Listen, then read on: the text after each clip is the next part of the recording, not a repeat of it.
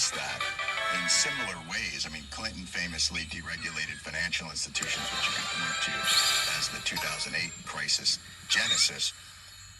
I don't know what you just described to me about the economic policies of the Biden administration is the first time I heard it framed that way. Which is just killing me because while what you're saying is exactly true, after the Reagan Revolution, the Democrats made a decision that they were going to try and go after the Reagan voters. And so, yes, they did purge from their ranks all of the people who were arguing to go back to the sort of liberal consensus of the period after World War II. But Biden has been every day he's been out there saying this is exactly what I'm doing and why I'm doing it. And, literally, he's even comparing some of his policies to those of FDR. And it just never cracked into the media. There was somebody who was out there yesterday saying, an economics reporter that I won't name, saying, people want to get rid of neoliberalism. And I'm like, we did, and nobody knows it, and you voted to go back to it. And instead of going back to neoliberalism, what we're going to go to is autocracy, which is a different thing, because it will not be governed by the rule of law. It will be governed by cronyism and the kind of corruption that we've seen in other autocracies. That's not what people think they're voting for. They think they're voting for the ideas that Biden embraced, investing in the middle class, investing in creating a new economy. And in fact, they've just voted that away in favor of a system of autocracy. Heather, I almost would go even further and say it's almost a rejection of Biden's economic policy in the sense that the consensus in the media was that caused the inflation. I can't tell you how many times I've heard, it was just that last bit of stimulus that kept people in their houses and fed that made it so that the inflation is so unbearable now. In no way reckoning with the complexity of inflation or the complexity of our economy. And in some ways, I think locking in that feeling that if you stimulate the economy on the demand side, you will necessarily drive inflation. Yeah, and that's actually the way it was portrayed. But I think you're making a bigger point, and that is what this rejection of the Biden economic plan has shown to future politicians is that there is no upside in trying to invest in ordinary Americans, that you will not get rewarded for it.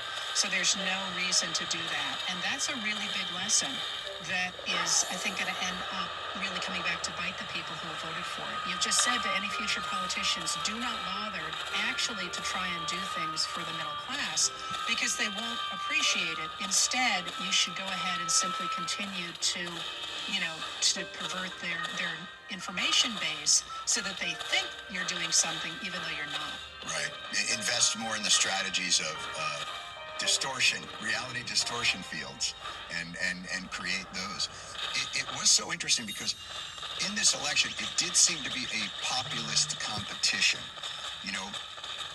but the Democrats kind of abandoned that. I think Bernie Sanders quite eloquently and angrily put it recently, but I can remember tuning in. There was one specific day where I thought, I don't know where I live anymore. Donald Trump was in a barber shop talking to, guys sitting around getting their haircut, and Kamala Harris was on the road kind of hugging Dick Cheney and Liz Cheney. And I thought, well, now I don't even really know what are these coalitions anymore.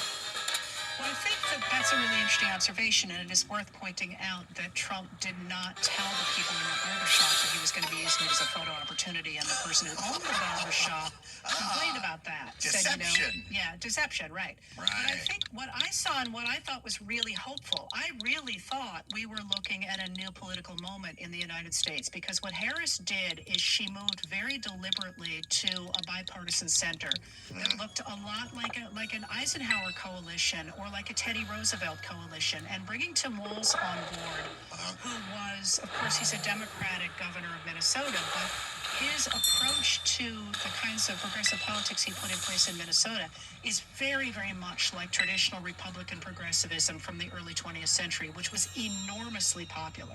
So to bring him on board with the Democratic vision for an economic recovery for ordinary people, and to jettison the identity politics that had been associated with the Democrats, I really really thought was an attempt to go back to this centrist coalition that really could have power, lasting power for generations. I really thought that was going to happen.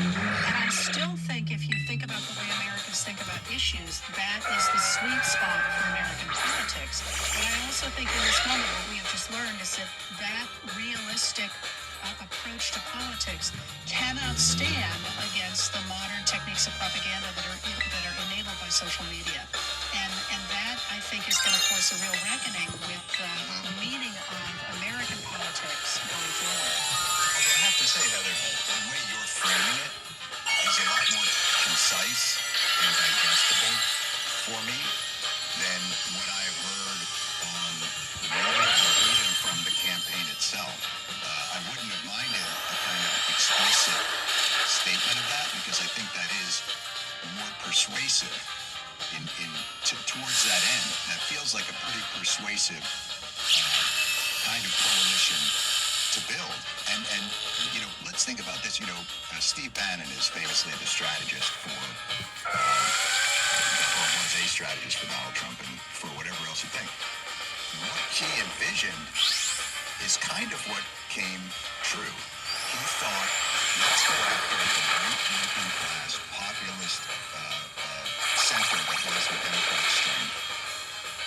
Combine that with our evangelicals and all the other things, and we'll create this durable voting coalition that's kind of a Trojan horse for these autocratic tendencies, yes? Yes, but I think you're looking at it in a very different way than I am. And I think you're looking at it much more the way that modern politicians look at it, is they're trying to build coalitions. And that's actually, if you care, very post-1960 when there was a real revolution in the way people did politics. Okay. But what I'm suggesting is that the heart of politics is the way people think about the world. And what Steve Bannon has said and been part of really since Andrew Breitbart died and he took over Breitbart, remember that? Sure. He actually changed Breitbart a lot. Breitbart had been a certain kind of thinker. Bannon came in and really turned Breitbart, and this is a long time ago now for a lot of people, and maybe it's worth thinking about him more generally, but he really started bashing women and people of color and talking about them as really inferior, and that was part of an ideology, and it's an ideology that I think we have seen come to the fore, and that is the ideology that we need to reject democracy because democracy insists that we treat everybody equally before the law. LGBTQ plus people, women, minorities, ethnic and racial and religious minorities. Right. And that equality flies in the face of paternalism, especially Christian paternalism run by white men. And Bannon could say, for example, as he was bashing black Americans or women, that he was not actually prejudiced against them or biased against them. He was actually trying to help them because they would do better in a system where they were subordinate to white male leaders.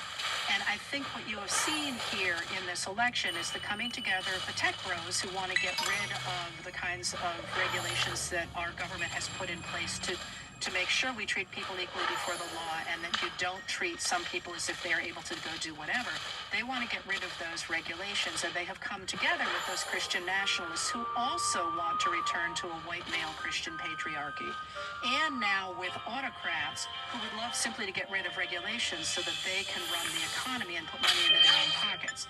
And that difference in ideology between people who believe that some people are better than others that have the right to rule, and people like me who actually believe that people should be treated equally before the law and have a right to a say in their government, is fundamentally the struggle that we've had throughout our history and that we are seeing now, and that I really on Tuesday looks like the democracy side lost. The old battle that I think most people, maybe my age and maybe a little bit older, slightly younger, saw was it was our form of liberal democracy, freedom, individual rights versus communism, versus authoritarian states. It was capitalism versus communism. It was freedom versus authoritarianism. This seems like a realignment of, to put it, in current parlance, woke versus unwoke.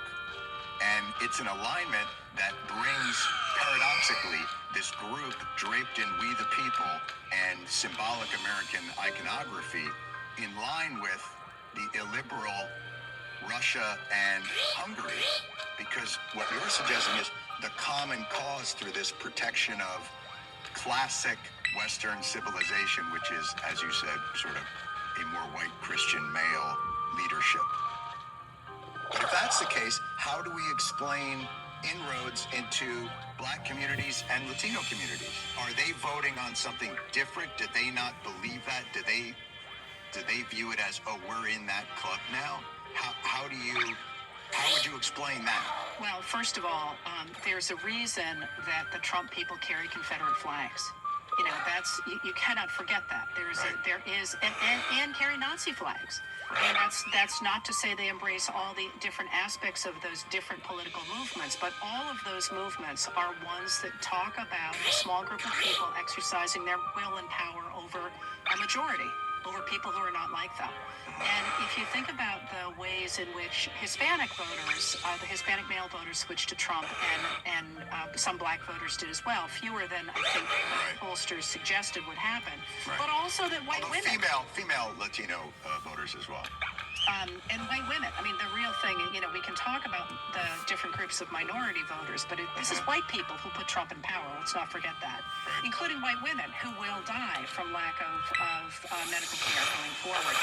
And, you know, the way I think about it is rather than thinking about politics as being, you know, sort of coalitions, is really politics should be about governance, but it can be about power.